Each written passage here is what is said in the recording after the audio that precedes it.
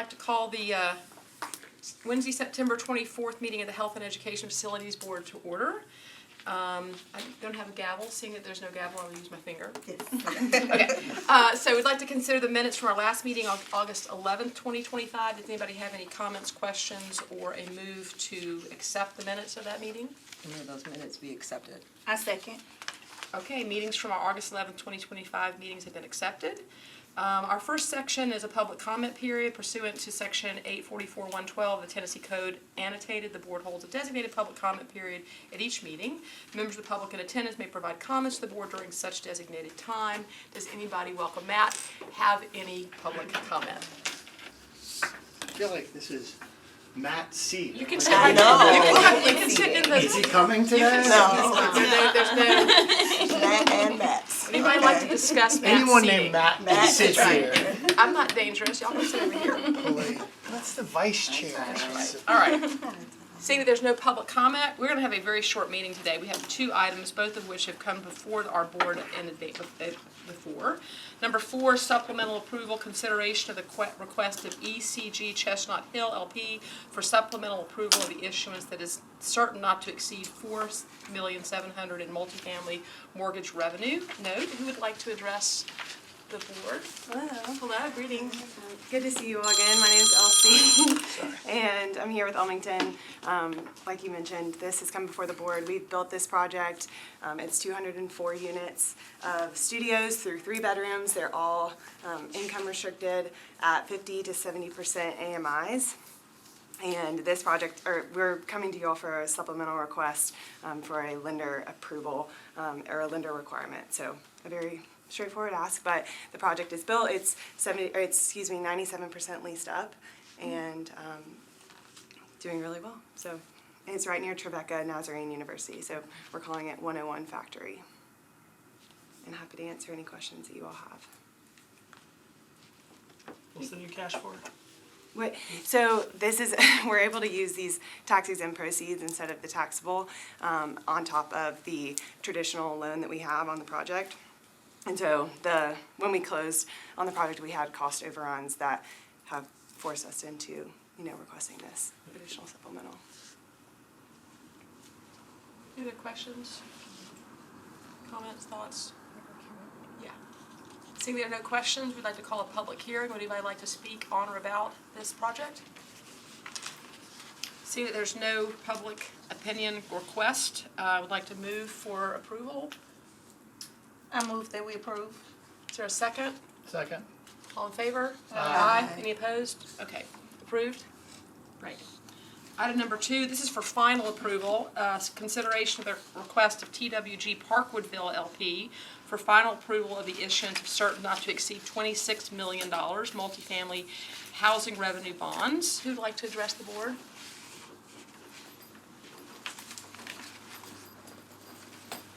Hi all, my name is Marissa Knatzer with TWG Development. We were awarded the 4% tax credits for the renovation of Parkwood Villas. It's a 160 unit development that was originally built in 1975. Desperate need of some love and care put back into it. All units at 50 and 60% AMI, and hoping to start construction in a month or 2. I'm happy to answer any questions. This is the Brick Church pipe one? Correct, Yeah. yes. And did you all own the property previously, or did you acquire it? We just acquired the building, yes, or the property. And what's the affordability period? The affordability period, we're committed to, It's tax credits. So I mean, it's a 15, or 4%. do they require the re-up so it's 30? Yeah, I think we did extended. I'd have to look at the scoring we took, but I know we took extended compliance, yeah. Usually folks are having to these days, so presumably 30, I'm not gonna hold you to this, but you believe it's for 30 years. I don't have the app, but I think that's right. yes. And what are the improvements that are gonna be made to the property? Yep, so everything, like appliances and all of that will be brought up to Energy Star appliances to be more energy efficient, saving residents some money there. All of the interiors of the building will be exchanged with like for like replacements, so everything brought up to modern day standards, and then making sure that all ADA codes are met, and there's no UFAS on this, so just making sure that everything is up to code and livable, in good livable condition. We've already replaced the roof on all the buildings and done some life safety repairs such as like concrete, to make it a little bit better and easier for residents to get around the site. Can you speak to the tenant turnover? Has there been a significant turnover since your acquisition? There has been a small amount of turnover, so we're currently at 82% occupied. So we have had a little bit, but that has taken place, you know, over a almost year period. But that is okay in our eyes because during the rehabilitation process, we have to have some vacant units because we use them as like an on-site hotel suite for current residents to move into. So we have to have 15 to 20-ish vacant units that we rehab first, and then residents can live in those. So it has went down slightly. Before they return to their unit Correct. while it's being, and how long does it take to turn a unit? Usually about 5 to 7 days. Got it. So we handle all of the moving costs, we hire the movers to help them pack and store their belongings, and then they're able to stay on site to try to disrupt their lives as minimally as possible. Great. Any other questions? Comments? Is there a motion? So moved. And move approval Move to of. approve, thank you, Matt. Is there a second? Second. All in favor? Aye. Any opposed? Final approval. Thank you. Great. The only other item we have for the board is in relationship to board member onboarding, which you're welcome to sit and listen to if you'd like to. You don't have to if you don't want to, so I'll give you a moment if you want to leave, you're welcome to. Otherwise, member onboarding, is there some comment? Well, I think at the last meeting, we asked if any of the members had ongoing questions or comments to get those to us. That is an open invitation. We have received no questions or comments, so we'll continue to carry on this conversation. You're welcome to contact us anytime. Just a reminder, I mean, I was sharing with the chair before the meeting, it's been exciting to me personally to see some of the projects this board's been involved in coming online now. There was just a ribbon cutting on the Clear Blue property last week up in Inglewood. And Shelby House at 4th and Shelby just won a national award as the mixed income project of the year with a national finance magazine. So it's exciting to see some of the results of the work of this board. So I just would encourage you, and anytime I get an invitation to anything, I just always pass it along to you all. Because there'll be more coming. But some of the ones that have taken quite a few years to kind of get in the pipeline are starting to come to fruition, and these properties are really amazing. And the residents are so excited to be there. My recollection of the last meeting was that we were gonna have a membership reorientation meeting, and it was our responsibility to get you suggested topics for that, which Correct. I did not do. I will not speak for my former board members. Neither But did anyone else. but I will do that. But my request is that we schedule a specific session regardless. I mean, I think you generally have described that you have the information to do that, so I don't know that Yes. you need guidance from us, but I will provide that to you. But I would like specifically to request a session, so that even if you don't get another email from any of us, that we have it. And in general, that would be to review the types of deals that we're doing in broad strokes. And, exactly. And I have all those things. and specifically what the process flow is on them, because I think the main thing that I want to make sure I understand is where do we stand in the process, and what is our appropriate role for each of it. And if they're all the same, then we can just do it for one, whether it's a LIHTC deal or a helicopter financing for Vanderbilt Medical Center. I don't want to be redundant, but I do think it would be beneficial to me to understand specifically what our role is, because that will help me think about the questions that I should or shouldn't be asking, right? Like, I don't want to ask a question that no matter what the answer is, it's not going to change my vote. Like, that's just a waste of everyone's time. And I fear that I may either be not asking questions I should be asking, or even also bad, asking questions that, I mean, it's fine to ask, but it feels a bit Sure. performative for me to ask, because like, you could say green and you could say blue, and like, I'm still gonna vote yes, so that like, doesn't seem like a good use of anyone's time. Why don't we do In this? particular, applicants. And Now, so- why don't we do this? Why don't we throw some dates out there? And what was really nice, if it's appropriate, your office, at one point, maybe we could do a lunch and learn at your office. That'd be good?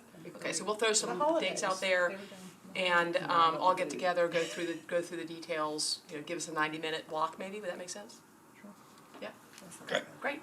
I'd still like to have a discussion on like what we want to see.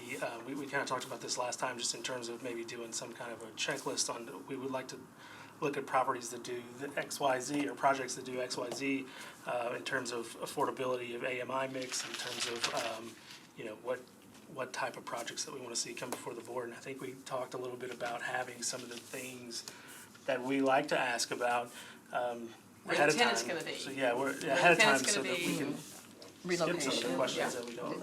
So just So can we include that on the agenda? My suggestion is that I almost would rather have the first topic first, because that I think will inform the things. I mean, now, I mean, maybe we could do it at the heel of the agenda, but like, what I don't wanna do is have a conversation where we're talking about like the checklist of things that we need to see before we even understand like Yeah, sure. Yeah. what our No, I role agree. We'll do, Yeah, we'll do so- roll first and checklist second. yeah, I hear that it's a both and, not an either or. Okay, Yeah. great.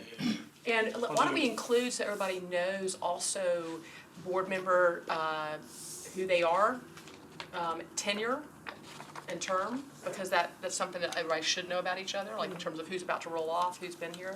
Okay. I am. Yeah, I know. You sound very happy. No. Okay. Any other items for the member onboarding? So we'll work on dates. We're gonna have a record today. If, well, I don't have any other items. I was just gonna kind of recap some of the questions. I was trying to capture questions that I think were raised during these, so y'all can have that to prepare for it. So it sounded like to me like we're looking to explore like what types of deals come before us to approve, where do we stand in the process, what is the actual, or what should the approval process be for us, providing some examples of questions that we should probably be asking that are relevant based on our authority of what we have approval for, and possibly having a checklist to guide our conversations and approval. And last And time I can send thought, this in an email if that would be 100%. helpful. last time I thought we also mentioned, what are our limitations? Like, we don't have a budget, we don't have any governmental authority, we don't have any oversight, you know, type of thing. And so I think also what our limitations are as far as it pertains to the board. Not only what we can do, but specifically what we can't. Do you need me to email this over too, or? I got it. Okay. Because is it ideally that once we have this, then when new members are coming onto the board, now they just have a checklist and they'll know Yeah. what it an is? onboarding review plus the checklist, yeah.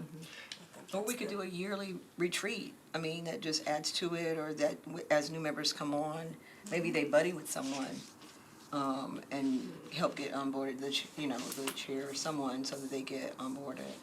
and I presume that this will be a public meeting, I don't know. Yes, Yeah, absolutely, yes. If it is, and I don't know what the AV capabilities are, but it could be recorded, one, so we could go back and revisit if we want to, but also it can be shown to new members, right? Like, if someone comes in, so we don't have to do it, like, there may be things that change, but like, let's do it once, record it, and then it's just Yeah. an update as things change. Believe me, correct me if I'm wrong, Cindy, but I think it was Chris Moth's directive there that helped us not only be able to record them, but to post these now on the Metro website. Is that right? Metro IT records these meetings for us. But if we're at your which- office, In here, Yes, so if we do it off-site, we won't have that so capability. we could always to- meet here and have a lunch and learn, whatever, we'll figure those out. We'll figure it out. Okay.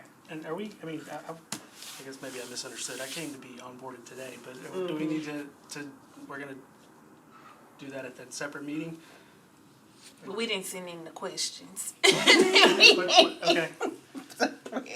That wasn't my understanding, that we had to do that for this. Well, item we're to be we're on the board. prepared to go through kind of our, but we can do whatever it's the pleasure of the board. You were here, I would love Yeah, to- if you have something to present, I would love to hear and talk through. If you wanna go Yeah, I mean, we can keep it brief, and these are just kind of high level, you know, just helping each of you understand, you know, what's the purpose of the board, you know. It's always interesting to me when you're, when you're asked to serve on the board, it's always interesting to me, what are you told? You know, what do the council members that are nominating you to the board think the board does? And I speak with council members regularly, and they should maybe. Can we hold on 1 second? It does feel to me, I appreciate your position that you wanted to be onboarded today, but it feels like we've talked about something that feels a little bit different. Are you prepared to do the whole, 'cause I don't want to do this twice, Right. right? I want to do it once. That's why it's on the agenda today. But what I'm asking is are you ready to do the one thing that's all the stuff today?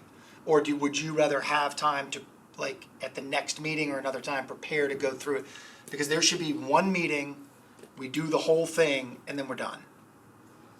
I view it as an ongoing process because as we continue to discuss it, others will have additional questions, or what about this, or, so I think today, if we wanna spend a few minutes, I can give you kind of my high level, Yes. let's just take a step back. Let's and do make that. sure- Let's just do the Yes. high level and then. And then we can get into more detailed questions and additional information at the next. It's just, it shouldn't be complicated. This is a non-profit board, and it's created by state statute. And so the board, under its state statute, has very limited powers. And it was formed. Directly correlated with the pay. Correct, exactly, exactly. Anyway, and so you're on the board as you would be on any other nonprofit board. Your role is as a fiduciary to carry out the mission of the board under its state statute. That's the only authority you have, back to some of your questions. You don't have policy-making powers, you can't set income restrictions, those are all handled at other steps along the way. Your role is to provide a type of financing that's available to certain types of projects.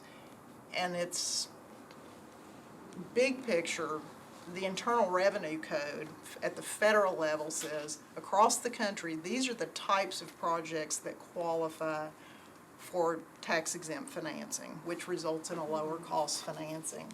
Then each state has implemented their own statutes and created bodies like these that are at the state level, also at the local level.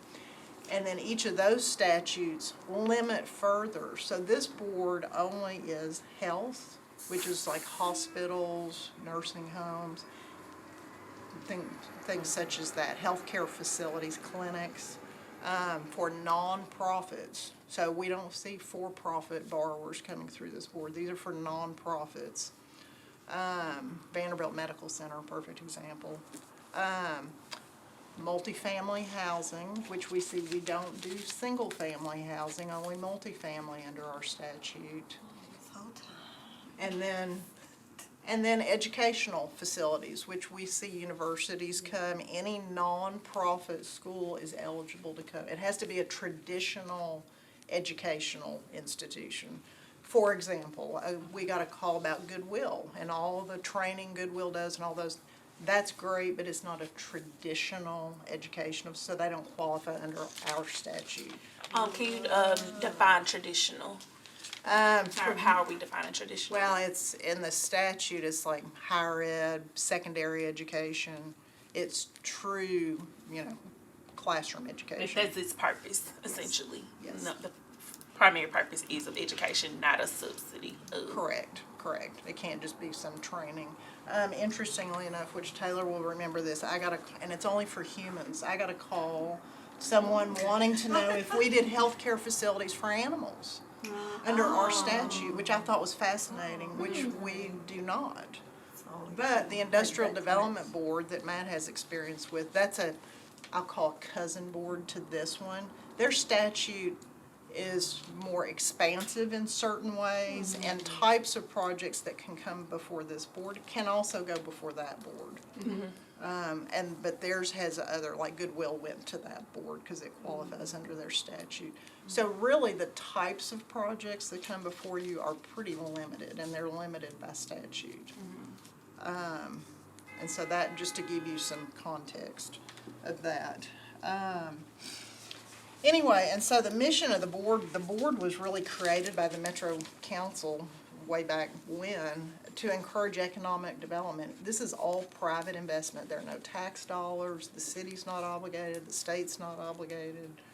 This is all to encourage private investment. So all these people that come before you, this is their business. They're putting their money at risk to develop in our community, is basically what's happening. And so we are one of many steps along the way, and I mentioned this last time, but I encourage each of you, as board members, I think it's critical you take time to educate yourself about the industries that come before us. Just so before you start, coming up with checklists and parameters and all those things, it's, you can't do that in a vacuum. You need to hear from your constituents, and so I would encourage, we do our onboarding at another meeting officially, but also let us invite some speakers to come in and tell you what they're seeing, because I think that would just continue to further your education of what's happening in the marketplace, and the challenges they face, and why they come to the board, where that fits in their financing model. I think it would be important. So I think it's great to ask questions. And I view that as part of just educating yourself. What are they doing? But at the end of the day, the statutory authority, does what's presented to you qualify as one of these types of projects for lower cost financing? It's a pretty limited scope. And if it does, we should approve it, and if it does not, we should vote against it. Well, I think there's certain times where it may meet the statute, but just like the question you asked today was completely appropriate, Matt. We say, wait a minute, so as you're rehabbing these homes, people have no place to go?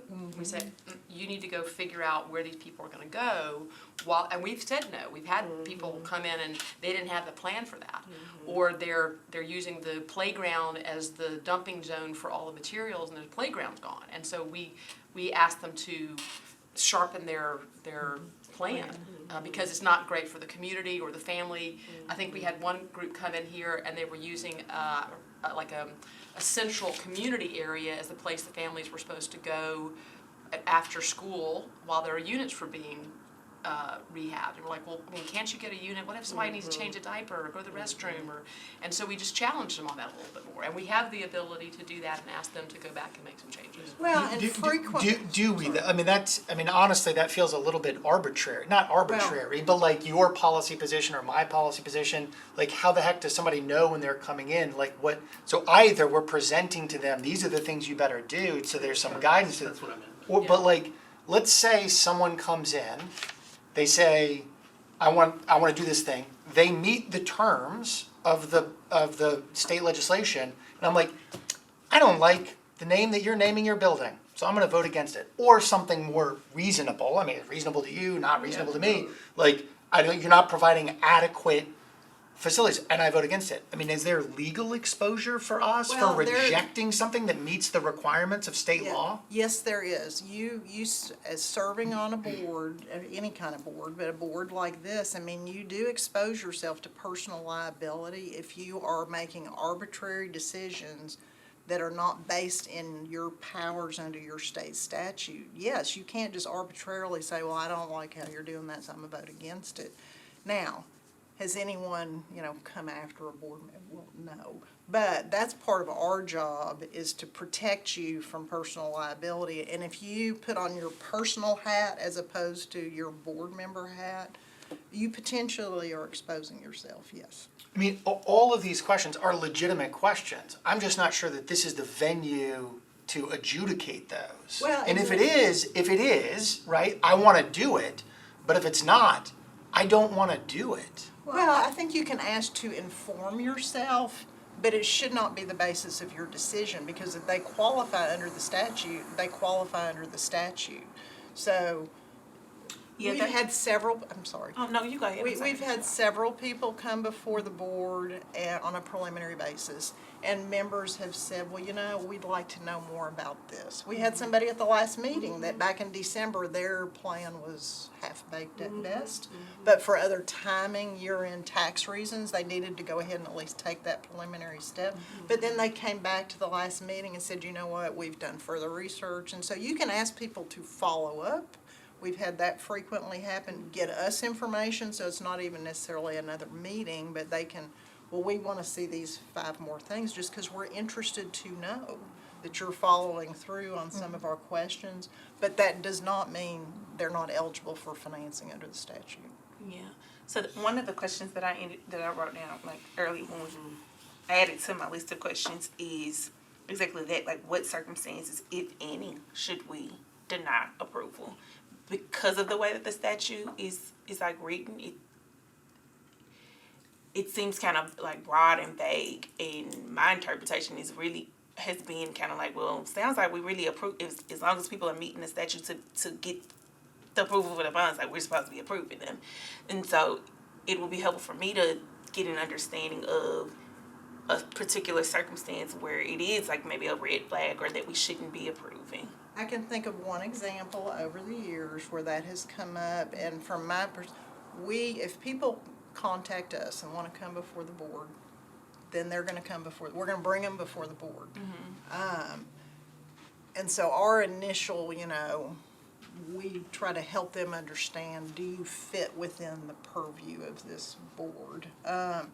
But a circumstance that came up, has been several years ago, is if the law is unsettled on a particular, at a different level, if this was at the federal level, that might make the type of financing coming before the board questionable. And in that instance, the board chose to defer, and the particular group at the time ended up going to the Industrial Development Board instead. This had to do with the separation of church and state, and it was being litigated all the way up to the Supreme Court, and the law was very unsettled. And so we would not have been able to give what I'll call a clean legal opinion. We have to give a legal opinion every time the board issues debt, that yes, you meet the statute, everything that needed to happen has happened. And so if the law is unsettled, that's an instance where we would advise y'all that you might want to take a beat on this, and let's defer. But it's not, and correct me if I'm wrong on this, and I think this is a really good conversation to have about, are we rubber stamp? Yeah. Or are we not? And a school came before us, and I voted no. And the reason I voted no was because they had all white people, all white teachers, and I didn't feel like that was appropriate. Like it felt very specialty. But maybe that was what Matt's talking about. Maybe that's just my opinion, and I shouldn't have. If they met the criteria, then we're more rubber stamp. So did that give you all the heebie-jeebies? Because I spoke out with it. I'm like, I just don't feel comfortable with all white everything. You don't have the power as a board member under the statute to make those kind of personal decisions. So bingo. So that was a great question, because I need to adjust some of the things I've been doing. You have to get back to your role as a fiduciary to carry out the mission of the board. The board was created to encourage these types of private investment in the community. That's why the board was Private created. investment into a nonprofits, because my question is, what are the steps? So if by the time that they've come to us, have already met all of the qualifications to be able to come to us, for us to say, yes, this is approved or not approved, or are we in the process of helping them meet those steps or qualifications? Follow-up is how our board fits into the entire scheme of the project. So I think that's something you were going to talk about later on. Yes, yeah, we're one step of many, and that was one of the things on my list, all the different which I think is why it would be helpful to hear from some of your customers, your constituents. They're coming before you. What are all the steps? Housing, for example. I mean, they have, if they're getting a pilot, which is part of these frequently, those go through MDHA. They have to appear before the MDHA board.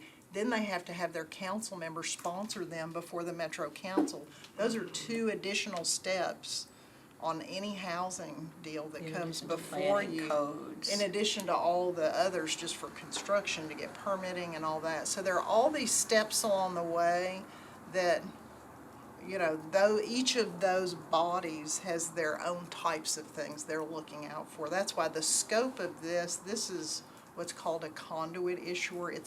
You're a facilitator for this type of financing, but that's it. So there's not, all these other factors and setting income limits, all those things, those are set with THDA at the state level.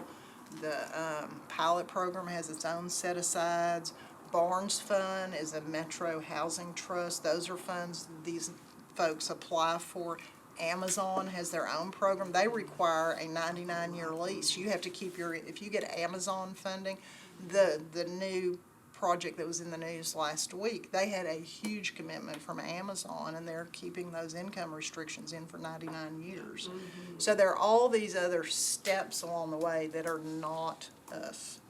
And so that's not part of our job, and we don't have any oversight. Once these transactions close, once again, back to your role, any interest of the board get assigned over to the lender.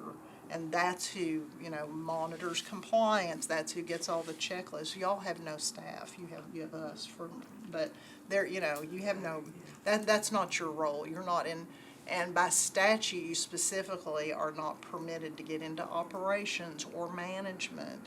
And which kind of gets back to your point, Matt. You know, you can ask these questions to educate yourself. And to influence, I mean, like, honestly, I mean, even the fact that they're subjected to the questions, I think sort of influences, and this is public, and like, you're sort of Transparency. nudging things. Absolutely, it plays a role in influencing what's, you know, a role. It's a forum to do a thing, and I mean, I guess there could be some uncertainty, but I mean, I don't know about all the other types of financing. I know about low-income housing tax credits, which is the bulk of what I've seen come through here, and just a little bit of context on that, and maybe you were gonna go through this, but I mean, and you sort of addressed it a little bit, I mean, essentially, those are, for the most part, competitive. So people have put together an application. There was Philip Delanier is a great consultant that advises people who want to do a low-income housing tax credit project, but he helps them put together the application.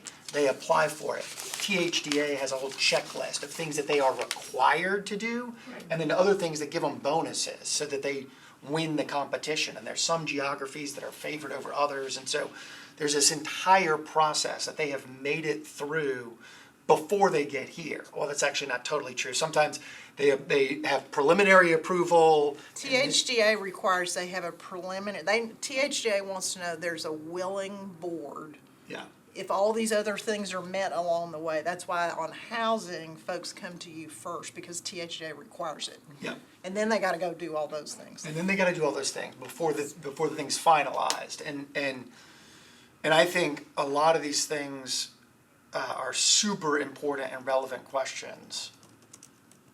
I just want to make sure we're playing our appropriate role. Got it, in yeah. that. Correct. Do you have something you want to say? No, You sure? I lost the thought. Okay. Was there anything else on board that you need to go over? I think those are kind of, for today, I think those are kind of the high points, just continuing to help all of you understand kind of where you fit into all of this. And housing's unique in that the folks involved in that have separate steps they go through, and we do see more of that. Some of the large institutions in town, Vanderbilt Medical Center, perfect example. The board was originally formed back in the 70s when Vanderbilt was expanding its campus for the medical center. That's why the board was created in the first place, because the city saw a need to help Vanderbilt, who borrows at such a large scale, to borrow at a lower cost. That's why the board was created way back when.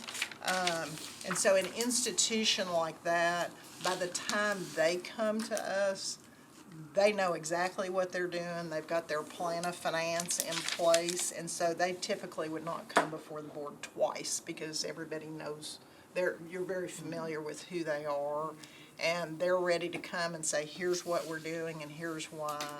And you can certainly ask questions, but clearly they have been eligible. Yeah, yes, they're ready to go. Housing is just a little bit of a different process. And we haven't seen, Becky, I think when you first came on the board, we saw Centerstone, that's one of the nonprofits that's come through the board. Because the other thing I would note, this board, it's not created by charter, it's created by state statute. This board can do financings that go outside of this county. And we saw that with the helicopters. You have to get the consent of the other locations to do it. But so this board has far-reaching beyond just Davidson County. It's not just Davidson County. The IDB does as well. Yes. In that, I know at times they financed YMCA locations around Middle Tennessee. Correct. Oh, I just wanted to say something really quickly, and that is, and I think it goes to the point about why we ask questions and why we are varied and diverse in our board composition, and that is because we represent this community in which we are inviting private economic investment.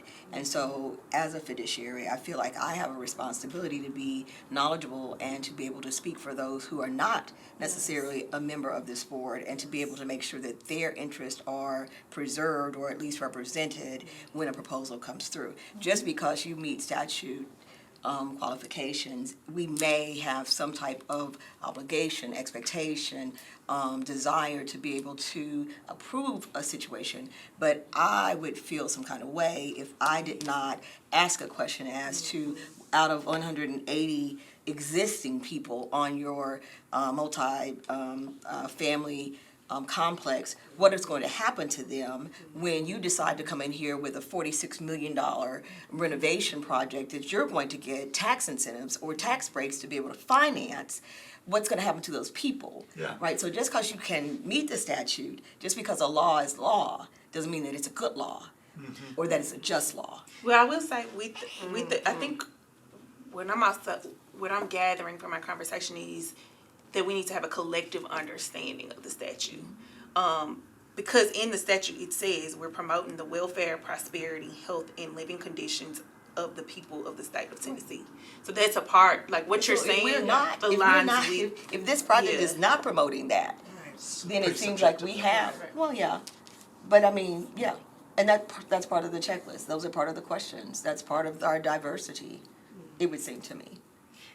And, I mean, I'm now providing personal opinion. I mean, I think saying, I'm voting for this, if that's where one of us ends up getting, I'm voting for this because I believe it meets the obligations and the things that we are here to adjudicate, but I'm opposed to it. I think this is a bad project, and I think you ought to be embarrassed, and I think this is a public forum to say all of those things. And in some ways saying, I'm voting for it, not because I have to, but because, I think it's the right thing to do, given what I'm responsible for doing. But this is a terrible project, and you ought to be embarrassed.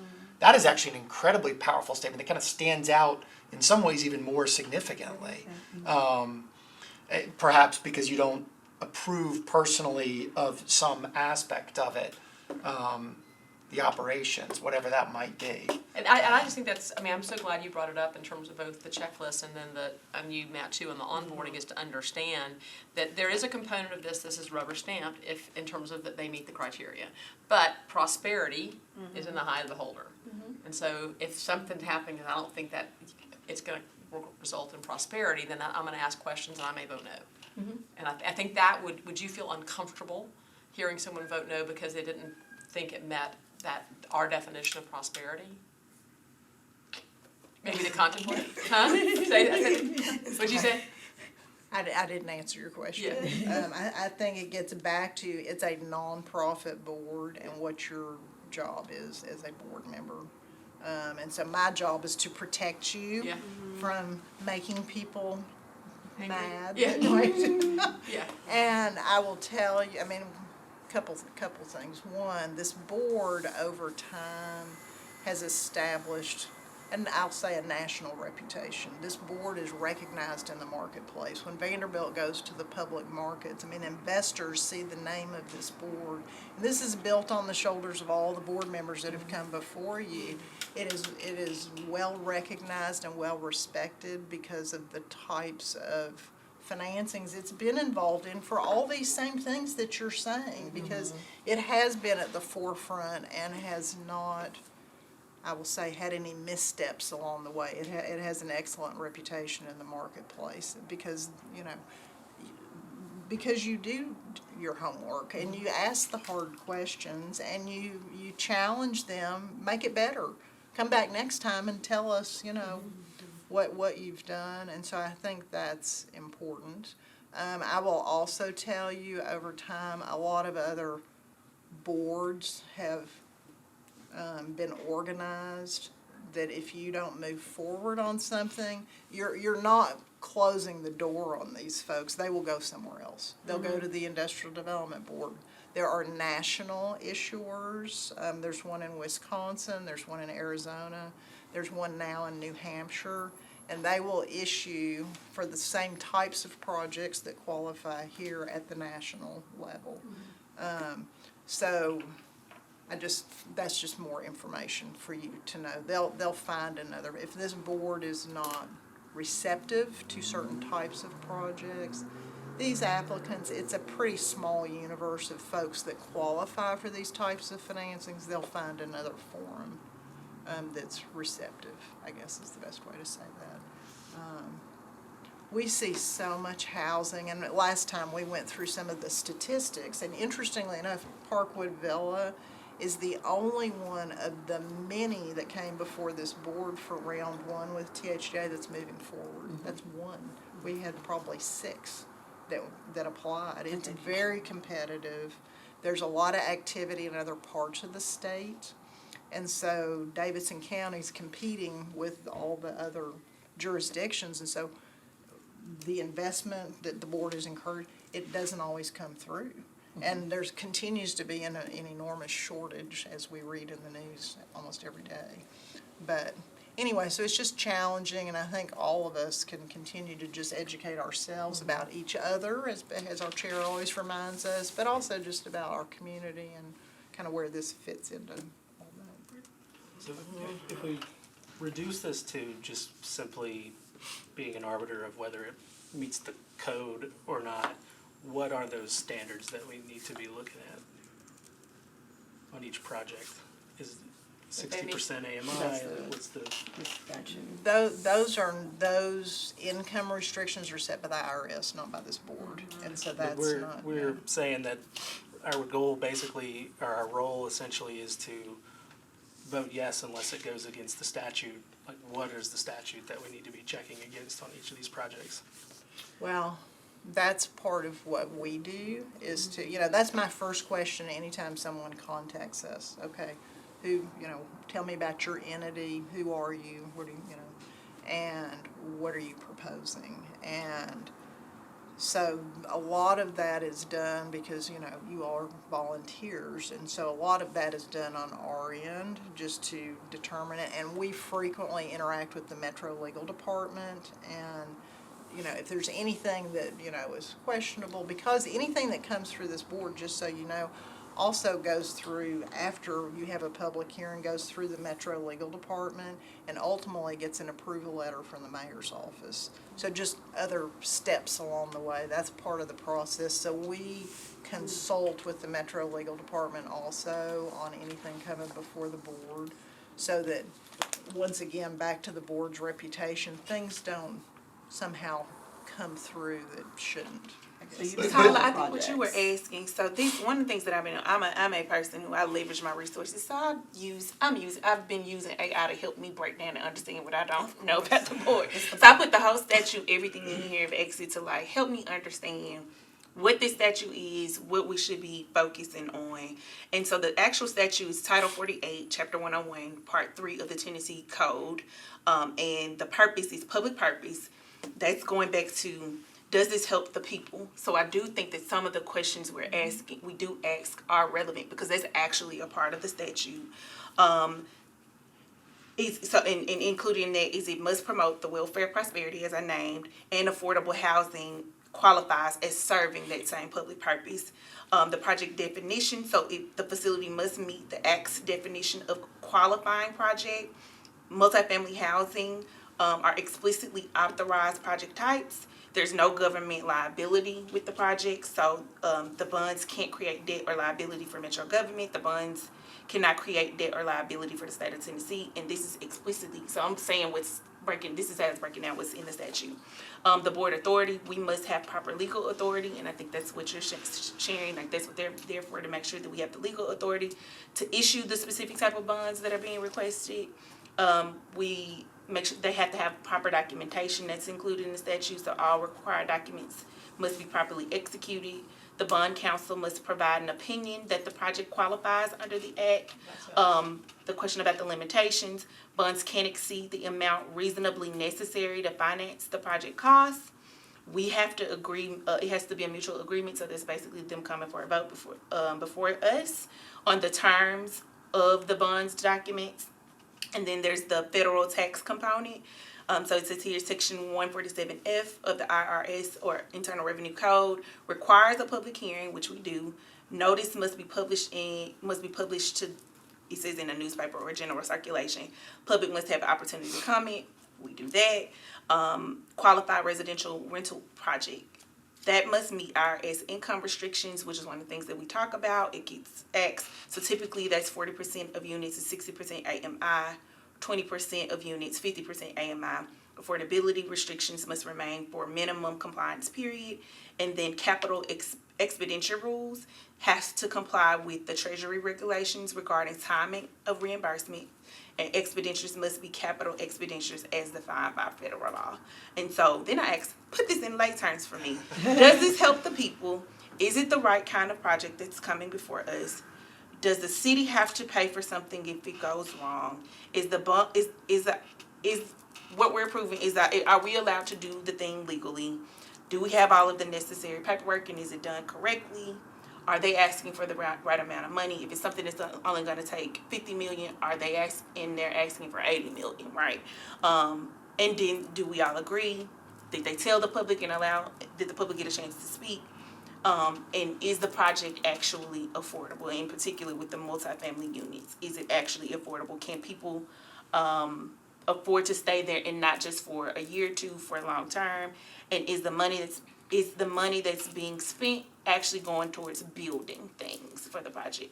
And so one of the things that I hear Cindy saying is that when she says she vets the projects before they even get on the agenda, like you go through that extensive list and more, and runs it through Metro Legal, right? Before it even gets to us, to make sure that they are even eligible to get to us. You vet them. Typically, yes. I mean, we're the contact on the Metro website. I'd love it if one of y'all wanted to be that contact. But I nominate Matt for that. Anyway, so we're the contact. So some of those examples I gave earlier, someone calls and they clearly don't fit within the statute. We don't want to waste your time or theirs. And so we talk to them. A lot of times it's other lawyers contacting us. And we, as you know, we try to group them. So every time I got a phone call, I'd be seeing you guys like every week. And so we try to do the initial, ask. But if someone wants to come and they've got an affordable housing project and they're just really not ready to come, you've seen a few of those. I'm not going to tell them no. It's not for me to tell them no. And if there's a public hearing, I mean, I think one of the things that we do is that we give opportunity. We've had a couple people come and talk, and so if we're not here, they don't have a place to have a voice. And if they say they're building over here in my neighborhood, and all of a sudden there's mud in my driveway, and they're not cleaning up, and we give them the opportunity, and it doesn't happen all the time. But by physically being here, we're giving that. You're chance. providing a forum. And I think that goes back to one of the first things we said, we don't have the power and authority to Make them move. make rules, to make them stop. but we do have a level of influence, which I think aligns, based on my interpretation. I am not a lawyer, so lawyers, help me out. But one of our responsibilities is to the public. And I think that, things like that falls under, from my personal interpretation, falls under that category. If we're deeming that there may be some red flags, because we're liaisons for the people. Yeah. But if there's a different interpretation, we'd love to. That's And well we have to follow, right, what the current rate of affordability is for the city, in essence, right? I mean, because in my mind, when I think about affordability, I also understand that now it can't be personal. So my thoughts of affordability are totally, different. It was legal. But what's legal would be based on what the current rate is, right? That's exactly right, yeah. How do we arbitrate that, though, when we come and vote yes or no on a project without having, Subjectivity. Right. Yeah, but I don't know. I mean, if we're going by the law, and then again, if knowing that we are also personally liable if we do something wrong, I think that that's the challenge, and I think that that's where we can influence by asking the questions and from what I've witnessed in the way we've held the meetings, when we pose certain questions or concerns, folks seem to be receptive and come through with the changes, but I think the reality of the statute is if they fall in line with what's legally affordable and all of the things based on that, whatever is put into stone. I'm with you though. I think that we can still say, wow, 80%, because again, when I joined the board a couple of years ago, the developers were saying 80%, 80%, 80%. It was really encouraging today to see, to hear some of them say 50 to 60%. So at least maybe they are catching on. And it might have to do with where these particular two projects are being located as well. Right. there's still a range of rents they can charge with it that would still apply or be within the reach, I guess, of someone at 50 or 60%. I was surprised to see the 101 Factory Street. I think the studio was $1,249. $1,249, and you don't even have a separate bedroom. I know. Welcome to New York City. But I know, that's the thing. That's the city we live in. That's it. That's what our city is. But I also, what I do love, because I was thinking about Josh. I know he had said that I remember his last name. Is it Hastings? That he didn't mind coming to our onboarding. So if there's some way to reach out to him. We've had several folks offer to I think come. Josh is on the IDB, right? Yes, but what I do also like is, I know that in the beginning of the process, typically we always ask if they've met with their community and if they've met with their council person. Because a lot of my, my setbacks or how I'm thinking about this, I rely on the council person. And we've had council people come and say, they know their community. Well, I hope, sometimes it's not, but that they are going to represent and know what it is that their community needs. And if they can say, yes, this is something they have come to us, that has always made me feel. And I think, and if, again, from my interpretation of the statute, and if we ask a question like that and they say, no, we haven't gone before, we haven't talked to anybody, based on our duty to the people, I think that that's a valid reason to either defer, because there's also another alternative too, right? Like, we don't have to outright reject every single thing, and we've done this, we can defer and, give people an opportunity, and that's, to me, a valid reason. One of the things is you have to engage the community. We haven't seen evidence of you doing that, so we're gonna deny this approval or whatever the case might be, as a part of the work that we're supposed to be doing in the encouraging government. private You can economic require before they, because they come on a preliminary, you can require it during that before they come process. back. Yeah. And so a lot of these you see, just Parkwood Villa, same example, you saw a lot of folks come before you the end of last year, beginning of this year. They haven't come back because they're not moving forward because for whatever reason. I would also like to say, from our perspective, to the extent we continue to develop a checklist or add things to it, that would really help us. So when I get calls all the time, what would you like us to, present? I try to give them some suggestions, you might want to cover these things. Or they hand out blueprints sometimes. I prefer to get them in advance just because I don't want to, we're respectful of everybody's time. We've had people come in with, everybody got a huge blueprint of the whole thing, which is a little overkill. It's nice, but, It's a lot. anything else for the, I mean, I think those are the kind of things, like, that should go on a checklist or whatever we wanna call it, to say, like, we want you to have a community meeting, and is it, we just set a policy? No, it's not, cause we don't have that authority, but Right. this Like- is something that you should do recommend it. before you come here. Well, and as we talked earlier, as part of their process, they've gotta go to the council. And if they don't have council member support, it's not gonna continue to move along anyway. I have a board Whether meeting in you- 3 minutes, so if you all are okay, unless we can continue the conversation. The to-dos are, I would like us to do a group get-together. If it needs to be recorded, we can do it here. It's just nice to have a non-meeting gathering. So Cindy, if you'll send out some dates for that, if it's okay not to be recorded, we could do it at your office. If you feel it's recorded, we'll take your counsel on that. We've done a lunch together just as a team before, just to chat. Or even if we do it off-site, is it possible for us to, similar to what Matt shared, to be able to record it and then we can like leverage it for, just like future board members who on board? Is that legally okay? I personally can't put things on the Metro website, and so unless it's through their system, Oh, not meaning for the okay. website, I'm meaning just like literally in general, like if we were. just to have Record it on. Yeah. as a resource that we. Yes. Okay, I got it.